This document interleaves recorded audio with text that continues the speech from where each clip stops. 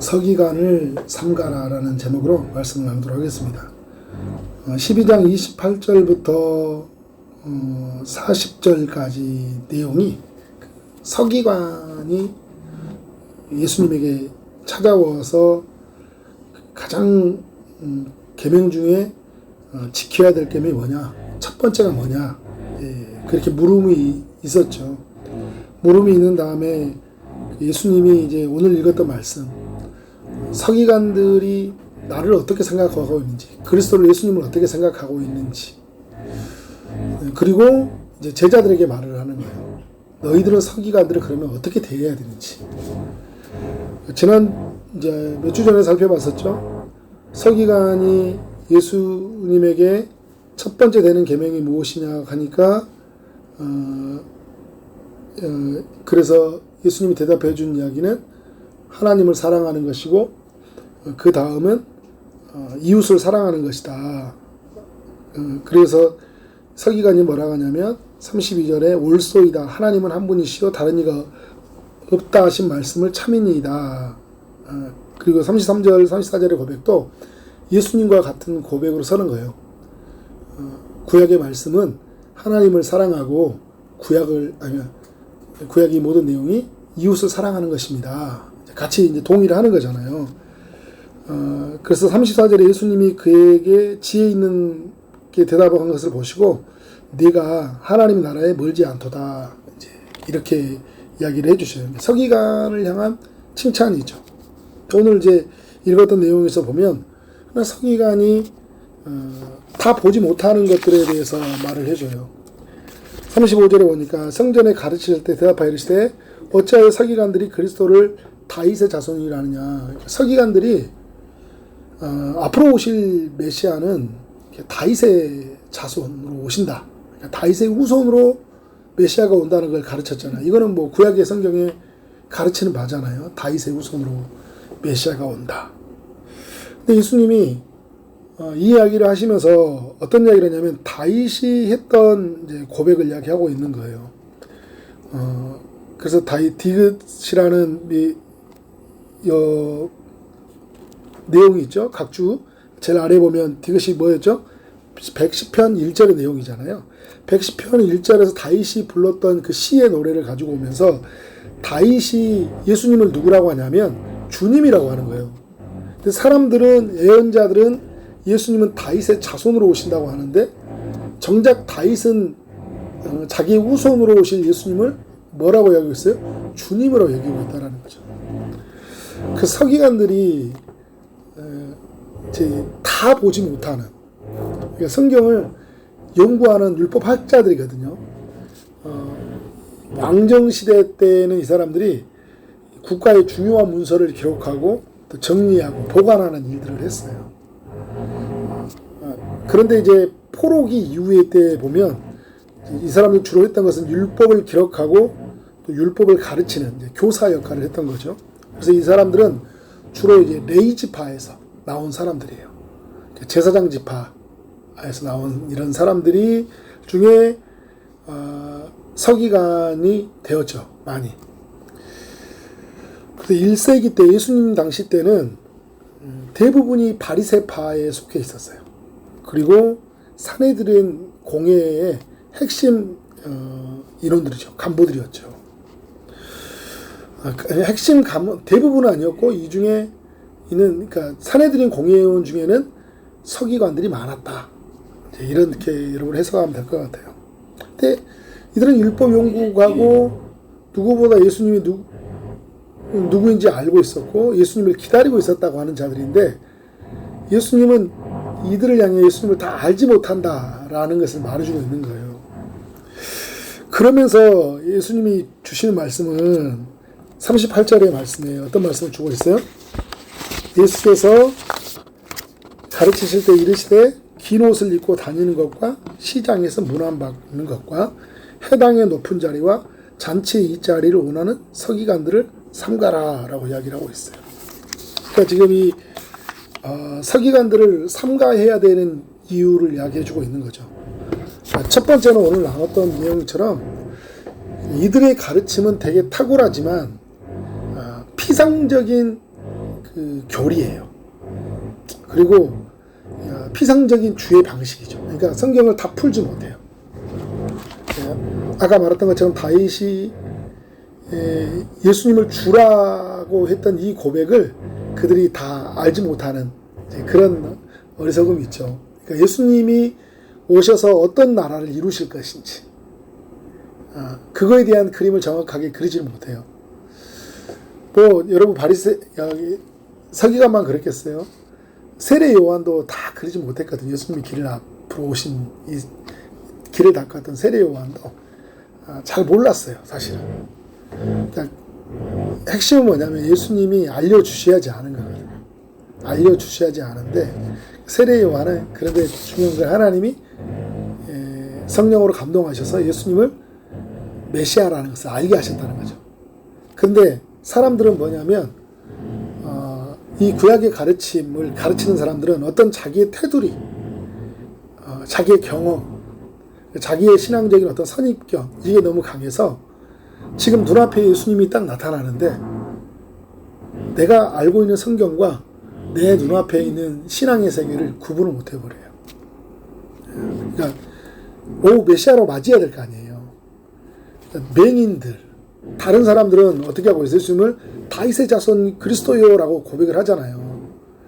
다윗의 자손이 오실 거라고 했는데 이 예수님을 향해 당신은 다윗의 자손으로 오신 분입니다 라고 이야기를 하는데 정작 바리새인 서기관들 이런 사람들은 뭐냐면 예수님을 보고 나서도 다윗의 자손으로 여기질 않아요.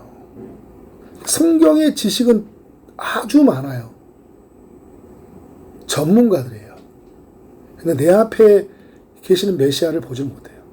지금 시대도 여러분 이런 사람들이 많이 있죠. 성경은 되게 많이 알아요.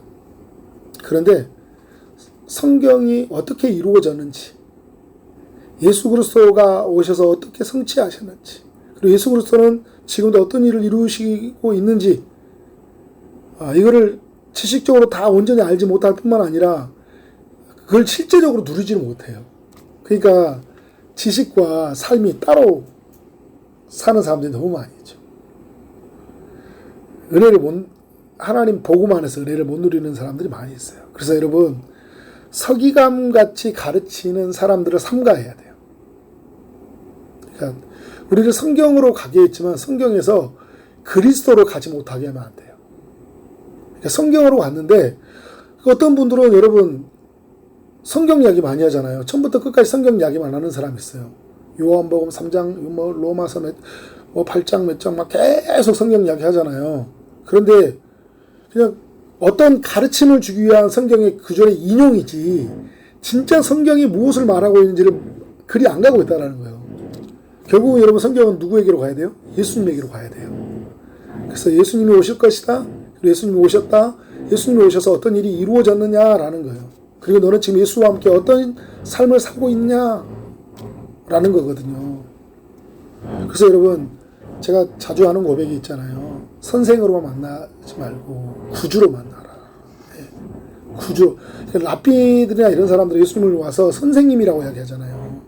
그러니까 유대 율법학자들, 서기관들도 사람들이 랍비라고 그랬어요. 그러니까 이 율법학자도 예수님을 어떤 존재로 생각하냐면 그냥 랍비 중에 한 명, 탁월한 사람 중에 한 명이라고 생각하는 거예요. 가르침만 받고 가는 거죠. 구주가 되지 못하는 거예요. 내가 정말 사망 가운데 있을 만큼 그 마음이 참담한 마음들 있잖아요. 너무 고통스럽고 힘들고 미워하고 분노하고 마음이 감정이 뒤틀려 있는 그 순간에 그리스도께서 내게 임하셔서 내 마음을 바꾸실 것이라는 그런 기대감들, 믿음들, 확신들 이걸 가지고 나가야 되잖아요. 근데 교리로는 알고 있는데 내 안에 계신 주님을 잘 만나지 못해서 그분의 친밀함으로, 그분의 일하심으로 내 삶이 바꿔가는 것, 내 삶이 어두움에서 빛으로, 죽음의 상태에서 생명으로 누려가는, 불안에서 평안으로 바뀌어가는, 슬픔에서 기쁨으로 바뀌어가는 이 반전의 역사를 경험을 못하죠. 이걸 언제 경험하려고 할까요? 죽으면 그런 일이 일어날 것 같다. 예수 믿으면 그런 환경에 막 거기에 갇혀 있어서 예수를 믿는데도 불구하고 그 환경을 뛰어넘지 못해요. 예수 믿어도 힘들어. 힘들어. 직분자 맡기는 더 힘들어. 차라리 안 맡을걸. 더 힘들어. 복음이 여러분 임하면 다 감사한 거예요. 안 돼도 감사. 돼도 감사. 역할로 주어져서 섬기니까 감사. 못해도 감사. 내가 잘 못해. 근데 내 안에 주님이 잘하시니까. 나는 불완전해. 그런데도 감사. 왜? 주님이 완전하시니까. 나는 몸이 너무 약해. 그래서 별로 할 수 있는 게 없어. 그런데 여러분 주님이 강하시잖아요. 그러니까 감사해요. 여러분 천국에 가보면 알아요. 내가 엄청난 일을 많이 했다고 생각하지만 나는 아주 작은 점 하나 치고 가는 거예요. 주님이 완성품을 보여주신 거 내가 이렇게 일했다. 사랑하는 누구야. 잘못된 가르침을 주는 사람들. 그러니까 성경까지 가게 하면 너무 좋죠. 성경을 사랑하게 하고. 근데 성경에서 진짜 가르치는 게 뭐냐. 그래서 여러분 제가 주일날도 말했지만 사도들의 가르침을 받는다는 것이 너무 중요하다고 했잖아요. 왜냐하면 그들은 예수 그리스도에 따라다녔던 사람들이고 부활을 본 사람들이고 부활하신 주님으로부터 40일 동안 하나님의 나라 일이 무엇인지를 생생하게 훈련받은 사람들이에요. 그러니까 사도의 가르침을 받은 사람들이 이후에 속사도들이고 그 속사도의 가르침을 받은 사람들이 후에 교부들이에요. 그들의 가르침이 우리의 신앙에 우리가 가른다운 유산들을 많이 남겨놨잖아요. 복음이란 이런 것이다. 예수 그리스도라는 어떤 분이시다. 그래서 예수 그리스도 안에서 풍성한 은혜를 누려야 된다는 것들을 알려줘요. 그런데 제가 주일에도 언급했던 것처럼 어떤 사람은 은사주의로 빠져서 복음의 풍성함을 아주 제한시켜버리고 어떤 사람은 율법주의적으로 내 삶을 묶어서 계속 나를 정죄하고 가두고 거기서 나를 어떤 반성과 계속 그런 돌이킴에 대한 이야기들 그런 책망의 소리는 있는데 어떻게 해요? 내 안에서 복음으로 주는 자유와 기쁨들을 못 누려요. 또 어떤 사람은 잘못 가르치니까 자유주의적인 가르침 그냥 방종으로 마음껏 살아가 버려요. 예수 믿어도 먹고 싶은 것 다 먹어버리고 누가 나한테 뭘 하든지 실적으로 하든지 교회를 안 나요. 상관없어요. 그냥 내 하고 싶은 말 다 하고 살아버려요. 잘못 배워서. 예수님을 알면 복음을 알면 그렇게 못 살아요. 진짜 복음을 알면 그렇게 못 산다고. 이거를 또 이렇게 잘못 가르쳐서 또 어떤 사람들은 너무 이걸 강조해가지고 막 우리의 삶을 그러니까 어떤 기준에 못 미치니까 나는 구원 못 받았네. 이런 구도로 또 가볼 때가 있어요. 그러니까 목사님들 말하면 막 성경 지식 막 하니까 저 정도는 알아야지 구원 받겠다. 이런 또 너무 그죠? 지식화 시켜서 교리화 시켜서 그래서 신천지가 했던 게 그거잖아요. 그러니까 2시간씩 하루에 공부해야 되는 거예요. 알아야 되는 거예요. 알아야지 면장한다고 하는 것처럼 알아야지 구원받는다라는 거예요. 너무 또 극단적으로 가버려요. 그러니까 여러분 이런 가르침들 잘못된 가르침을 하는 이 서기관들 이 시대의 서기관들이 있을까 없을까요? 많죠. 삼가해야 돼요. 또 그러면서 오늘 서기관들의 삶을 보면 알잖아요. 어떤 삶이 38절부터 보니까 삶이 이성적인 삶이 가득하잖아요. 그들은 오늘 보면 예수님에게 찾아와가지고 성경의 첫 번째 되는 계명이 뭡니까 하면서 신앙 변론할 때는 막 이야기를 해요. 하나님 사랑하는 거, 이웃 사랑하는 거면 막 성경 공부하고 나누고 진짜 그 사람 보면 멋있는 것 같아. 그리고 다윗의 자손이라고 하면서 그 미처 다 보지 못했고 여기까지 괜찮아. 그런데 38절에 보니까 그들이 어떻게 하고 다니냐? 긴 옷을 입고 다닌다. 마태복음 연결해 보면 이제 그들이 가지고 있었던 여러 가지 옷들이 있어요. 서기관들, 제사장들이 입는 옷이 있잖아요. 레위인들 복장이 있어요. 근데 그 옷 입고 다니면 사람들이 어떻게 생각하고 있어요? 와, 서기관이구나. 서기관 선생님이시구나. 경건한 분이구나. 저 사람은 우리와 다르지. 그죠? 이 옷을 입는 순간 내가 누구가 되는 거예요? 나는 괜찮은 사람이 돼버리는 거예요. 옷으로 나를 증명하는 거예요. 여러분 이게 우리에게도 있어 없어요? 옷으로 나를 증명하려는 거? 좀 괜찮게 입으면 사람들이 나를 괜찮게 보잖아요. 좀 후질구리하게 체육복 입고 갔더니 사람들 나를 개무시해. 그러니까 어떻게 해야 되는 거예요? 좋은 옷을 입어야 되는 거예요. 어떤 모임에 갈랬더니 좋은 옷 안 입으면 괜히 눌려요. 왜? 어떤 그 자리에 가면 그 자리에 갈 만한 자격 옷을 입어야 되잖아요. 복장을 갖춰야 된다는 생각이 있잖아요. 근데 우리가 살아가며 신앙생활 하면서도 그런 게 많이 눌려 살고 또 그 하나의 이편에 뭐냐면 어떤 내가 이 옷은 나의 어떤 존경, 인격의 어떤 척도와도 맞물려 있는 거예요. 이런 입은 입으니까 어떻게 하는 거야? 사람들이 나를 존경해 주는 거예요. 여러분 그런 그 가끔 영상 나오죠. 어떤 영상 이 테스트 하려 몰래 카메라로 예수님인데 그 아주 그 교회 담임 목사님인데 청빙 받으려고 하는 목사님인데 그 앞에 가서 거지 복장 입고 있었다가 아무도 눈 마주쳐주지 않았는데 그 거지가 강단에 나가가지고 딱 옷을 입고 나는 여기 청빙으로 목사입니다 라고 얘기했다. 허름한 입는 순간 나와 되게 멀리하는 대상이 되잖아요. 그죠? 그래서 우리는 좀 더 좋은 것으로 우리를 포장해서 사람들로 하여금 주목받으려고 하는 거예요. 그러니까 시장에서 또 문안받는 것과 그런 옷 입으니까 시장에서 있는 사람들이 만나면서 안녕하십니까 다 인사할 거 아니에요. 지나가니까 먼저 가십시오. 먼저 하십시오. 식사 먼저 하십시오. 화장실 먼저 들어가십시오. 아 그래요? 그래. 또 겸손한 척 하면서 내가 특권을 다 누리잖아요. 근데 이 사람들이 보니까 해당의 높은 자리와 잔치의 이 자리를 원한다 이게요. 해당에 가보면 이제 모세의 자리라고 해서 그 해당에서 전체를 이제 가르칠 때, 그러니까 이제 랍비들이 나와서 이제 성경 이제 이 서기관들 중에 말씀을 가르치고 이런 사람도 있거든요. 근데 이 중에서도 높은 자리에 있는 거예요. 나는 이 중에서 가장 좋은 가문에 가지고 있고 가장 성경을 잘 알고 있는 사람이다. 그리고 나는 그래서 가장 존경받아야 할 사람이다. 그래서 그 자리에 올라가는 거예요. 그리고 이제 그 네트에 보면 마당 같은 이런 자리들이 있어요. 해당 같은 데 보면 마당 이런데 그런 자리는 안 앉는 거예요. 잔치에 가면 이 자리에 앉기 좋아하고 항상 그러니까 그 자기가 했던 그 종교적인 특권은 종교적인 어떤 이치는 뭐냐면 많은 특권을 누리는 자리가 돼버린 거예요. 우리가 여러분 뭐 이제 이렇게 하면 이 사람들이 어떤 삶인지 잘 모르잖아요. 그 자리에 있으니까. 근데 오늘 40절에서 그들의 이선적인 모습을 고발하고 있는 거예요. 뭐요? 그들은 가부의 가산을 삼키며 예식으로 길게 기도한다. 그러니까 가부들은 당시에 돌봐야 될 대상이거든요.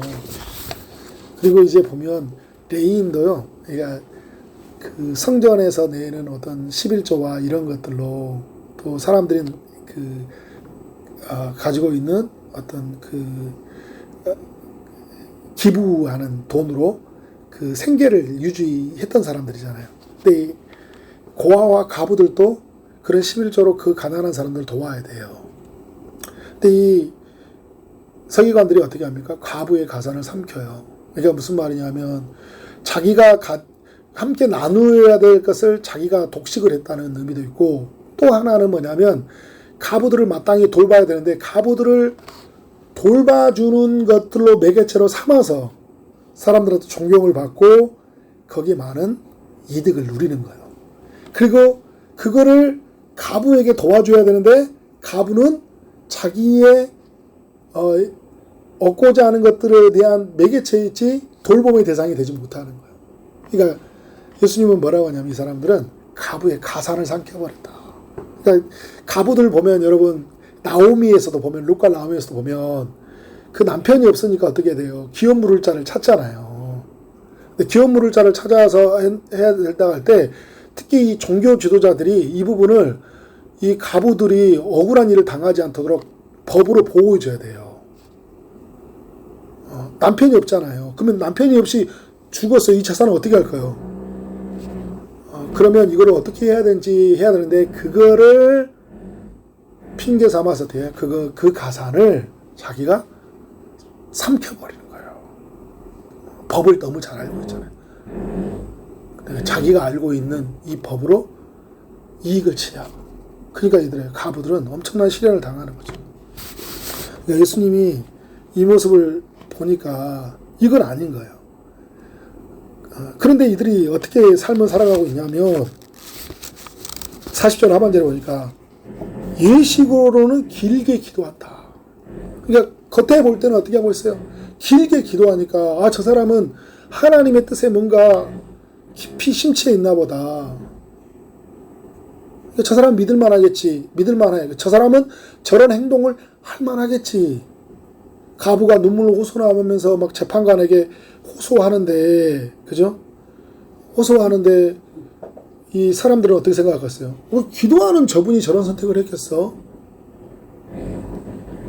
그럴 만한 이유가 있었겠지. 근데 예수님이 알잖아요. 하나님의 뜻을 묻는 것인지, 하나님을 만나려고 하는 기도인지, 아니면 예식으로 길게 기도하는 것뿐. 그러니까 이 서기관은 하나의 직업이에요. 내 생계를 유지하는 수단이에요. 근데 여러분, 오늘 말씀이 그러면 우리가 종교 지도자들을 비판 일삼으려고 오늘 이 내용으로 끝나는 것이 아니라 예수님이 뭐라고 하고 있는 거예요? 서기관을 삼가라. 이 이야기는 제가 처음에 이야기했던 것처럼 이런 서기관들의 가르침을 주의해야 돼요.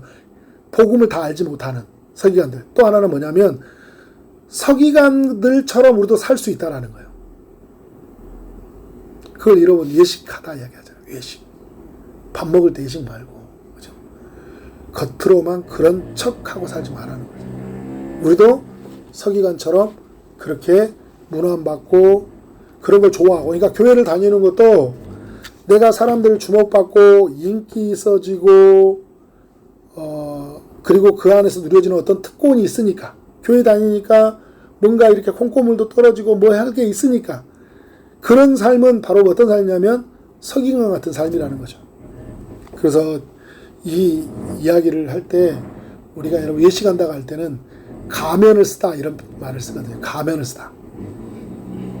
가면을 쓰고 내가 진짜 원하는 것들을 얻기까지 어떻게 하는 거예요? 가면을 쓰는 거예요. 또 하나는 뭐냐면 연극을 한다 이런 이야기를 합니다. 연극을 한다. 연극을 해서 어떻게 하는 겁니까, 여러분? 내가 그런 사람이 여러분 연극은 얼마든지 나를 속일 수 있잖아요. 내가 존경받는 사람처럼 얼마든지 연기할 수 있는 거예요. 예수님은 그러니까 오늘 우리에게 그런 이야기를 하고 있는 거죠. 그러면 우리는 어떤 삶이어야 되냐? 그럼 어떤 삶이어야 될까요? 겉으로만 그런 척이 아니라 어떻게 해요? 우리 내면이 바뀌어지는 내면적 하나님의 온전한 깨끗하게 임을 입어서 겉과 속이 아름다운 삶이 돼야 된다라는 거죠. 좀 이전으로 돌아간다 보면 우리는 바른 가르침을 주는 사람을 향해 가야 돼요. 예. 그러니까 저도 여러분 끊임없이 여러분을 저를 위해서 기도 많이 해주세요. 바른 가르침으로 가도록. 제가 혹 이렇게 어떤 그 종교적인 기득권, 특권 의식에 사로잡혀서 살지 않도록, 나의 성공을 위해서 여러분을 이용하지 않도록, 내가 높아지기 위해서 막 별짓 다 할 수 있잖아요. 그런 목사가 되지 않도록 여러분 말씀에 붙잡히고 여러분을 어떻게든 예수님께로 인도하고, 저라는 존재는 어떻게 할까요? 세례 요한과 같이 사라져야 될 존재예요. 근데 제 안에 내적인 본성은 어떻게 할까요? 그렇지 않아요. 저도 유명해지고 싶다라는 게 어떨 때 나타나냐면 유명한 사람을 볼 때 나타나요. 저 목사님 보니까 너무 유명해. 막 찾는 사람도 많고 막 강연도 막 책도 쓰고 막 하잖아요. 그러면 나도 막 저 자리에 있으면 좋겠다 이런 생각이 들까 안 들까요? 들죠. 근데 저는 그런 것 같아요. 이건 내 생각이고 하나님이 원하시는 것은 말씀을 온전하게 전파하는 사람, 하나님을 소개하고 하나님이 어떤 일을 이루셨는지에 대해서 그것을 온전히 알고 그것을 성도들에게 가르쳐주는 그 한 사람의 목사를 하나님이 원하시는 거잖아요. 나는 인기 있는 사람, 성공한 목사, 이런 성공, 인기주의 이런 것에 나는 빠질 수 있는 위험이 있어요. 그런데 하나님은 나로 하여금 계속적으로 깨닫게 하신 건 뭐냐면 바른 목사예요. 온전한 목사. 네. 그래서 우리에게 에스겔서에서도 말씀하고 요한복음 10장에 말한 것처럼 선한 목자가 되기를 원하시는 거잖아요. 근데 그런 목사가 되도록 여러분들 기도해 주시고 그런 가르침을 우리는 사모해야 돼요. 그런데 오늘 우리의 삶도 끊임없이 이 서기관과 같이 예식할 수 있으니까, 서기관처럼 가면을 쓸 수 있으니까, 서기관처럼 연극하며 살 수 있으니까. 얼마든지 여러분 그렇게 살 수 있잖아요. 교회 와서 막 엄청 괜찮은 척 할 수 있어요. 신실한 척 할 수 있어요. 기도 많이 하는 사람처럼 할 수 있어요. 그런데 내 삶을 보니까 엉망이야. 돈 좋아하지. 그죠? 온갖 정욕과 탐욕이 가득하지. 근데 겉으로는 아닌 척 하는 거예요. 그러니까 여러분 그런 거 있잖아요. 어떤 분이 어디야 강남에서인가 분당에서인가 사회 갈 때 나눔을 하라고 했더니 전부 저는 뭐 이렇게 살고 있어요. 다들 잘 사니까 뭐 그냥 별일 없이 살고 있습니다. 했더니 어떤 한 분이 저 어제 남편하고 싸웠어요. 남편하고 이혼하기로 결심했어요. 다들 경건하고 착하고 의로운 줄 알았는데 다 모임 같아. 근데 어떤 사람이 남편과 싸우고 난 남편과 이혼할 것 같아요. 막 이런 이야기를 하니까 갑자기 숙연해졌고 하나님이 그날 그 모임을 만지셨어요. 그러니까 옆에 있는 분이 사실 저도 지금 심각한 가정의 불화 상태에 빠져 있습니다. 그러니까 지금 뭐예요? 다 나는 지금 심각한 죄인의 상태고 그 욕망에 사로잡혀 있고 어떤 선택을 해야 될지 너무 큰 어려움에 처쳐 있다. 나는 풍랑 맞은 그 배처럼 나는 자초될 일경에 있다. 이게 있다. 나도 그렇다. 뭐예요? 솔직하게 가면을 벗고 연극을 하지 않고 예식을 다 벗어버리고 어떻게 하는 거예요? 나는 하나님 앞에서 이런 사람이었습니다. 나는 약간 내 안에 있는 더러움이 있습니다. 욕망이 있습니다. 겉으로는 아닌 척했습니다. 근데 하나님이 오늘 이 밤에 오늘 이 시간에 나를 만져주지 않으면 나는 오늘 하루를 살 수 없는 그런 심각한 상태입니다. 이걸 여러분 누구한테 고백할 가장 문제는 하나님께 고백하는 거죠. 주님 저희. 그리고 여러분 누가복음 18장에서 나온 세리의 기도와 그 다음에 바리새인의 기도를 말하잖아요. 바리새인은 자기가 한 것 다 해요. 그죠? 세리는 어떻게 감히 하나님 앞에 서지를 못하잖아요. 하나님은 우리 안에서 이 내면적으로 가지고 있는 그 갈등, 갈망. 인간이 예수님을 만났지만 우리는 온전하지 못하니까 온전하신 그 주님 앞에 내 자신을 내어드리고 그분의 온전함을 힘입어야 되잖아요. 그래야 우리가 은혜를 살 수 있으니까. 그러니까 우리가 서기관처럼 자꾸 나를 포장하려고 신앙생활을 오래 하면 야 20년 30년 되는데 이제 이번에 우리 또 임직자 자꾸 이야기해서 죄송해요. 너 안수집사 권사 됐는데 너 그렇게 살면 안 되잖아. 그렇게 하잖아. 그러니까 뭘 먼저 하냐면 나부터 그런 이야기를 하고 나서요. 그 사람들 앞에서는 내가 이런 삶을 살면 실족할 것 같으니까 그런 말을 못해요. 근데 그러려면 또 하나님 앞에 벗어버려야 하는데 벗어버리지도 못해요. 그걸 붙잡아. 내려놓지도 못해. 말도 못해. 도와달라고. 끙끙대다가 어떻게 된 거예요? 썩어버리는 거예요. 그래서 어떻게 된 거예요? 가면을 쓰고 괜찮은 척하고 의로운 척하고. 그래서 여러분 나를 정당하게 하려면 다른 사람을 부정해야 되잖아요. 여러분은 왜 바리새인 서기관들이 예수님을 못 박아 죽였을까요? 내가 정당해야 저 사람을 죽여야지만 내가 정당해지잖아요. 예수님이 죄인이라고 말하면 그죠? 독사의 자식들이라고 그랬거든요. 이들한테. 사단의 자식들 말해요. 그러면 오호라 나는 죄인으로서다가 엎드러져 버려야 되는데 예수님을 죽여야지만이 어떻게 되는 거야? 내가 의로운 사람이 되는 거잖아요. 그러니까 자꾸 나를 계속 나는 방어해요. 방어. 누가 뭐라고 하면 난 아닌데요? 내가 나를 이런 식으로 대접을 해? 내가 교회를 얼마나 다녔는데 얼마나 봉사를 많이 했는데 나한테 이렇게 말할 수 있어? 당신이 뭔데? 이렇게 가버려요. 야 들어오면 어떻게 하나님이 저 사람을 통해 나에게 뭘 말하는 거 하신가 보라고 하고 엎드리고 어떻게 하는 거예요? 똑같이 서기관들이 했던 가면을 쓰지 않고 어떻게 하는 거예요? 나는 가면을 벗고 인정하는 거야. 죄송합니다. 당신 눈에 그렇게 비춰봤다니 나도 아니라고 생각하니 당신이 아니라고 생각했는데 당신이 그렇게 봤다고 하니까 혹 하나님이 당신의 입술을 통해서 내게 말씀하실지 모르는 거니까 내가 당신의 소리에 귀를 기울여 보고 기도해 보겠습니다. 혹 제대 모습이 있으면 제가 바꾸도록 노력하겠습니다. 죄송합니다. 혹시 저 때문에 상처받은 것들이 있다면 용서해 주시고 이렇게 가면 어떻게 돼요? 그 사람도 살고 오히려 부끄럽게 만드는 거잖아요. 그죠? 우리 안에서 이런 어떤 내 안에 속사람이 새로워지는 거. 그래서 겉사람은 후패하나 겉사람은 날로 새로워진다 하잖아요. 우리는 여러분 겉으로 늙어지거든요. 우리가 예식으로 꾸며놔보세요. 가면 결국은 다 드러나요. 영국으로 했던 분장, 화장들 다 지워집니다. 그런데 여러분, 우리 속사람은 어떻게 해요? 내가 주 앞에서 내 자신을 내어놓고 엎드리면 어떻게 된 거예요? 온전함 입는 거예요. 그래서 마태복음 23장에서 보면 여기 끝에까지 가요. 서기관에 대한 내용이에요. 바리새인 내용. 예식하고 가면 쓰고 그렇게 연극하는 이 서기관들의 이야기를 23장, 마태복음 23장 전체의 이야기를 해주고 있어요. 근데 이 마태복음은요, 화 있을지언저라고 7번을 해요. 심판에 대한 메시지를 하는 거예요. 근데 저는 그 무거운 메시지가 뭐였냐면, 13절에 보니까 너희는 천국 문을 닫고요, 천국에 들어가는 자도 들어가지 못하게 한다고 그러는 거예요, 서기관들이. 무서운 이야기예요.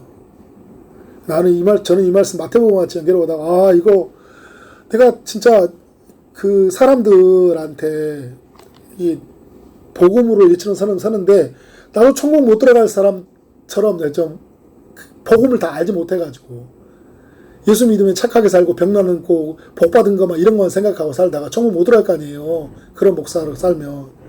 예수 그리스도의 구원의 십자가를 모르면 구원 못 받는 거죠. 그럼 사람들에게 뭘 가르치는 거예요? 예수 믿으면 축복받습니다. 예수 믿으면 병 낫습니다. 예수 믿으면 잘 됩니다. 맨날 이런 이야기 가르쳐주고 하다가 결국 와는 이 사람도 못 하는 거예요. 천국 문을 닫아버릴 수 있잖아요.